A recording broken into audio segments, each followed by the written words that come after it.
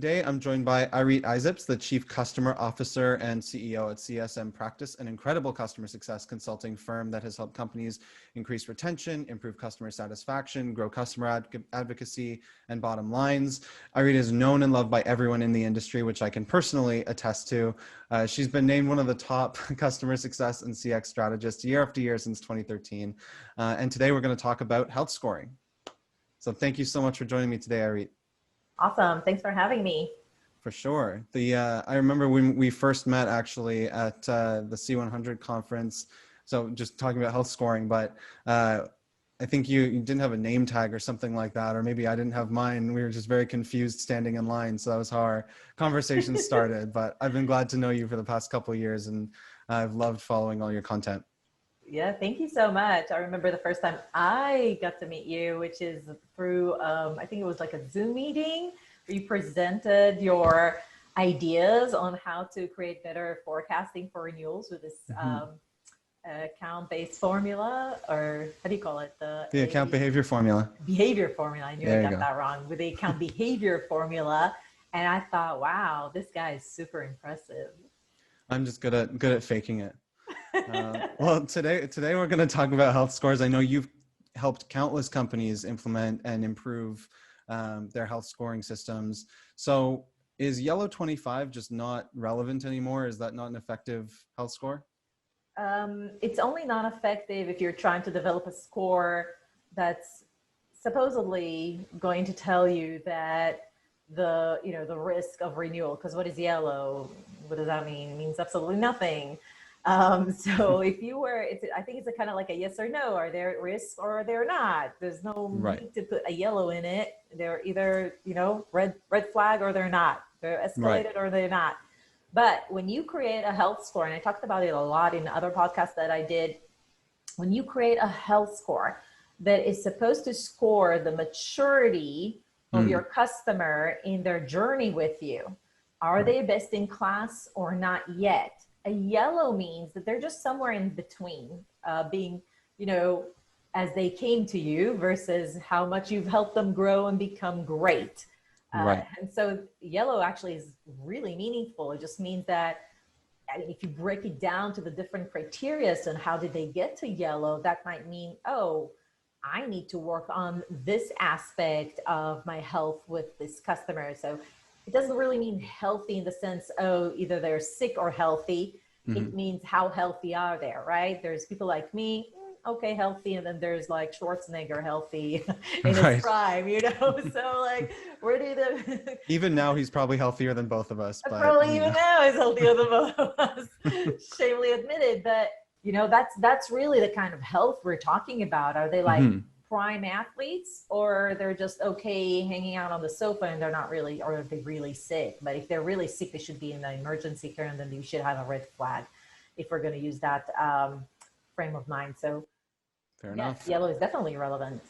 It depends on like you said, the context that's applied. And like you brought up customer maturity models, which are relatively newer compared to kind of the original where health scoring started. And now I think they're becoming more and more integrated into, at what stage is healthy, right? Because it changes throughout the customer journey. What's healthy at an early stage might not be healthy at a later stage. So in terms of, so what have you seen in terms of companies implementing customer maturity models, kind of mixing those with customer health scores? And in case, I know customer maturity models might be new for a lot of people that might be watching. So can you briefly describe what we mean when we say customer maturity modeling? So a customer maturity model or a customer maturity scoring model means that you offer clients a way to really understand and score themselves and benchmark themselves against best in class in their industry. So you would look at it from 0 to 5, give them different levels. 0 is like, you've done nothing in this area. There's nothing going on here. And 5 means like really like the super athlete type of deal. So for example, let's take executive sponsorship. 0 means there is none. It was just let go. You have no relationship. You have no idea who that person is. And a 5 means that executive is highly involved. Maybe they're on their advisory board, so they impact your roadmap. They send you references. They have And from the client's perspective, they have a multi-year vision with you on how much value they're going to get from your solution. It's a multi-use case or multiple business outcome that they can get from your solution. And even though they might have implemented only a couple or three of them, they still have a long roadmap with you, right? And I know it sounds like the one I picked is not really customer centric, but it really, like, we really need to have all sorts of things in the customer maturity model. So it could be things that they're actually doing with the solution, or it could be things that we're expecting them to invest with us. Right. For example, executive alignment with our vision, with us as a partnership, like how invested they are in the partnership, who is invested in this partnership, and align to the client. Look, in this maturity model, these are the 6, 7 key things that we see our best in class clients do, and here's how you compare.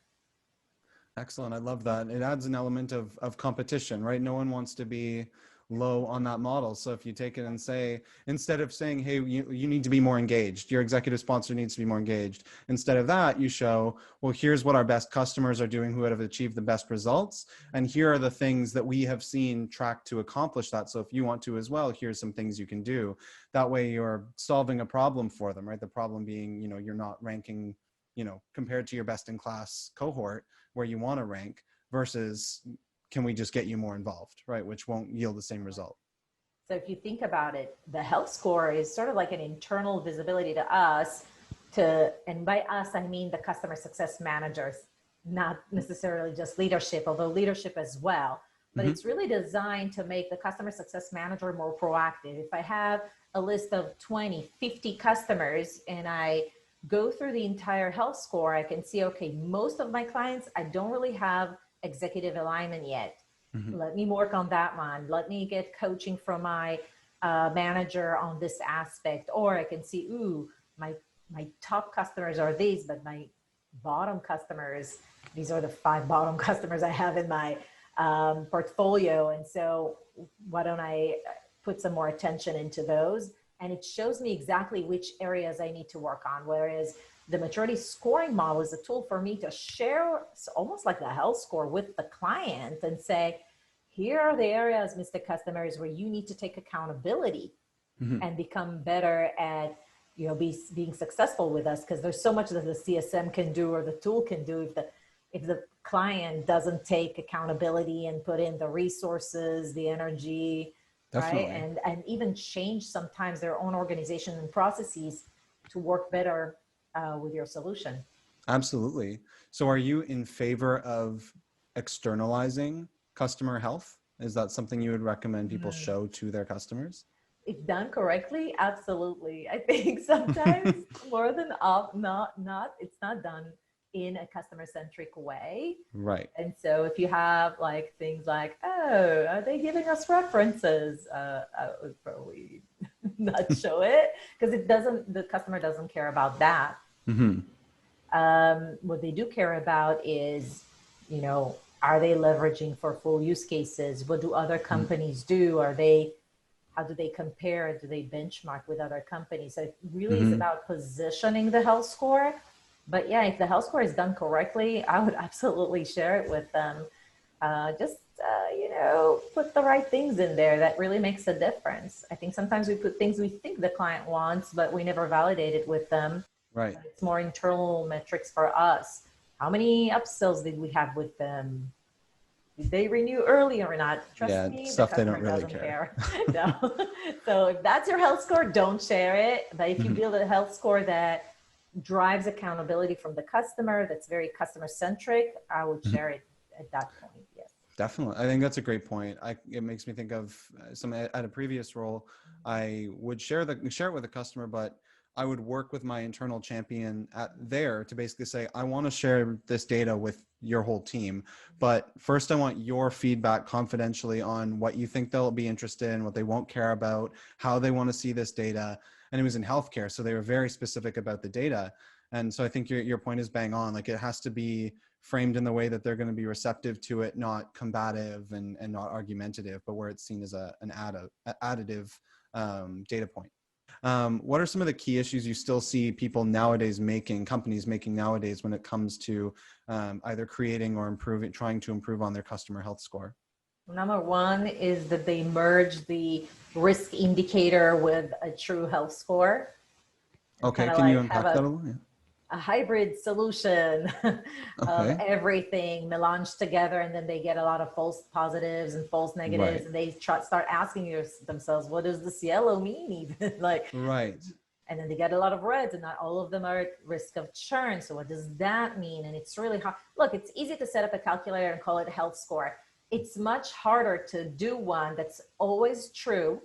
There's Mm-hmm. never a false negative or a false positive. And it's also very, very clear as to what the action I need to take when I see the score. So that's Right, the number one challenge I see with clients that come to me and I was like, what are you trying to accomplish here? right. Well, this just means that they're not healthy. Well, there's different kinds of healthy, right? Definitely. So that's number one. I think the other challenge that most companies face is what are they going to do about their long tail customer segment? Hmm. You can't Interesting. do it manually. So you have to rely on data.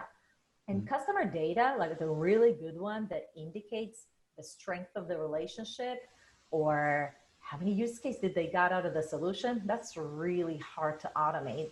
And Mm-hmm. that's really the really good one. So they end up doing health scores again that might indicate whether a client is at risk or not. And it's a lot of guesswork. So you actually need to rely on a lot of data, which some of them have and some of them don't. The Mm-hmm. data need to be accurate and complete to as much possible as as you can. So if they don't have enough data, sometimes the algorithm is simply incorrect, or they just simply have non-reliable data, or they don't pick the right things. Um, like not a lot of companies think about what are our differentiators when they think about let's automate the health scores. So if you really wanted to say, if you wanted to project whether customers are really using your features and functions in a way that offers you a competitive edge, Mm-hmm. then you need to really stop and think first, what are the events in the application that I really want to track? Yeah. Another thing is like, okay, if I have a lot of support tickets, can I create a health score where, when I see certain errors or certain activities happening, can I automatically trigger an escalation or, Right. right? So, Not just based on there was a support ticket, but what kind of support ticket was it? And then assigning values based on those. I think that's brilliant. yeah, and for that, you need a lot of data You that do. unfortunately, sometimes we have a lot of data, but we can't map it to the account, or Yep. it's not accurate, or it's not complete. And Mm-hmm. then we don't even trust our own algorithm. But Yep. I would say, having a lot of data is a good problem to have. If you don't Yep. have a lot of data and your customers are super small, you really have an even worse problem. Yeah. At that point, you're just tracking customer health with an abacus or something like that. It's just, you might as well Really hard. like, Yes. but you touched on a lot of great points there. In particular, I mean, one of the other ones that jumped out at me that you mentioned was just, if you can have a lot of data, but if you don't pick the right data points to track, it's pretty useless. And a lot of people will track things for the sake of tracking them, right? I know if I'm in, Google Sheets or Excel and I'm playing around with the data set, I'll start, just pulling random data points that I don't really need, but I'll be like, oh, I can do this formula. That's fun. But it's like, what does it really tell me? Which goes back to your first point, which is, if it's not actionable, if a health score doesn't tell you specifically what needs to be done, then it's useless as well, unless you're only using it for, let's say, revenue forecasting. Like if your only purpose is to determine how much revenue is at risk of churning, sure, you can probably use something like that for that and just know the dollar amount, but it's not going to give you any insight into saving the account. Right. And I'm gonna tell you like 3 tips that I tell all my customers. You're Perfect. gonna invest in a health score and you got one. You got one that's kind of working. Great. It's not enough. So what you want to do is create playbooks. Mhm. What would happen if you see a lot of customers turning red in a specific score? What are you going to do about it proactively as a team? How are you going to manage your team differently now that you have that visibility? Are you going to have one-on-one sessions to look at the bottom customers and the top customers and coach your team differently? And in the leadership team, how are you going to look at the different perspectives of the different metrics that included in the overall health score? And how are you going to have like a recurring session as a leadership team to decide how are you going to impact your strategy quarter over quarter? And maybe a fourth one, how often are you going to change your health score? Ooh, that's an interesting one. Is there a magic number that you usually recommend people revisit their health score? It's not a number or amount of time. It's actually about, say you defined a health score and it included 5 or 6 different elements, maybe 20. I know some people include 20 things, whatever. And some of those elements are consistently green over time, like they get greener and greener. That means that the team the muscle of the team in that area is really strong. Now remember that the health score, if it's built correctly, it is designed to impact what the team is concentrating on. Right. Something they're already doing very well. Do you really need to have it in the health score? True. Good point. You could replace it with something that doesn't really work well and can definitely impact the overall health of your customers, retention, expansions, advocacy, etc. So you could, even if you keep it there, you could just change the weights so that you can see where I'm going with this. Yeah, definitely. Right. You can go deeper and deeper. Right, to focus on areas where you need them to focus the most and get better at the most. So either you change the weights or you literally change the metrics that build up to the overall score based on what you need the team to learn and get better at. And I assume another scenario would be if you're saying, oh, this customer is doing really well, they're green 87, and then they churn, right? And it is something that was unexpected. So at that point, kind of, would that be another point where you would step in and say, okay, what did we miss, and try to do a diagnostic or something like that to figure out? Exactly. There's probably something wrong with the health score, unless, of course, the client churned because they went out of business. Right. COVID. Right. So it happens. Yeah. But other than that, you really want to step back. So have goals around the health score too. Like, how many clients do you want to get to have super green? Let's say you have 300 customers. You want 200 to be super green. Like, what's the goal as a management team? And do you hold yourself accountable as an executive to build the templates, the playbooks, the strategy, to do proactive outreaches to customers to get that greener? Interesting. I think, yeah, hopefully, or you at least assign it to someone. It's because, I mean, that's the other issue, right? It's always, it's time, right? It's getting those quick wins. And I mean, unless if you have budget, then you can hire CSM practice or, another advisor to come in and help you develop all of that and take some of it on. But internally, and if you're an early stage startup, it's quite hard to make the time to build those things out. So before we get to our last couple questions, just along that note, what's a quick win that if someone is watching now and maybe they're, a team lead or a senior CSM, they know their health score is not 100% where it should be. What's something they could do? Well, tomorrow's Friday, so let's say on Monday, that they could bring back to their team to just start moving it in the right direction. Yeah, I would split it out and say, okay, out of these metrics, which ones, if they were red, are indicating that over 70 or 80% chance this customer is about to churn. If they're not at the 60, 80 or above percent, then you leave them in the health score. If they are, you take them out of the health score and you put them where they belong, in a risk indicator, a churn score or something like that. And then the rest of them, you'd say, okay, if this was green, is this a reflection of my best-in-class customer? What else differentiates my best-in-class in terms of behavior, their people, their processes, and the way they utilize the system? Can I outline those? Can I make a list of, when I compare those to my worst customers, what is the real difference here in their behavior, how they're using the system? Make that list. Did all of those make it to your health score? And start benchmarking and design a better one. I think that's great. And you can pretty quickly with that methodology come back with some quick answers once you take that step back and separate them out. You've brought it up a couple times. I love this methodology of separating out your risk score from your customer health score. Just because someone's healthy or unhealthy doesn't necessarily mean that they're going to renew or they're going to churn.